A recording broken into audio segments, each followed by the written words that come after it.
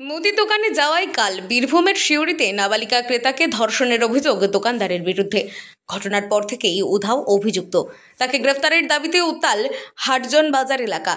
দোকানে ব্যাপক ভাঙচুর চালায় উত্তেজিত জনতা, পোড়ানো হয় টায়ার। অভিযুক্তের দাদাকে আটক করেছে পুলিশ। জানা গিয়েছে, সিউড়ির হাটজন বাজারের বাসিন্দা ওই নাবালিকা এলাকাতেই মুদিখানার দোকান অভিযুক্ত প্রদীপ কীর্তনিয়ার।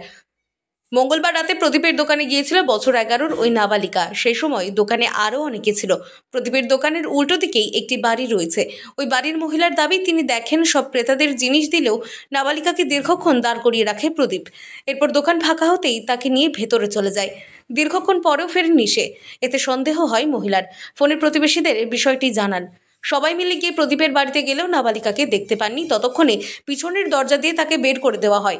যদিও শেষে অভিযুক্ত চাপের মুখে বিষয়টা স্বীকার করে বলে দাবি প্রতিবেশীদের। এদিকে নাবালিকা বাড়ি গিয়ে গোটা বিষয়টা জানায়। রাতেই থানায় অভিযোগ দায়ের হয়। পুলিশ নাবালিকাকে মেডিকেল টেস্টের জন্য নিয়ে যায় হাসপাতালে। বুধবার সকাল থেকে অভিযুক্তকে গ্রেফতারের দাবিতে উত্তাল হয়ে ওঠে হাটজন বাজার এলাকা। অভিযুক্তের বন্ধ দোকানেই ভাঙচুরের চেষ্টা করে উত্তেজিত জনতা। জ্বালানো হয় টায়ার। রাস্তা অবরোধ করেন মহিলারা। পরে পুলিশের উপস্থিতিতে পরিস্থিতি আয়ত্তে এসেছে।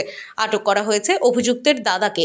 স্থানীয় কাউন্সিলর পবিত্র দাস বলেন, পুলিশকে ব্যবস্থা করতে হবে। বীরভূম থেকে কাজী আমিরুল ইসলামের রিপোর্ট, আনন্দ বার্তা।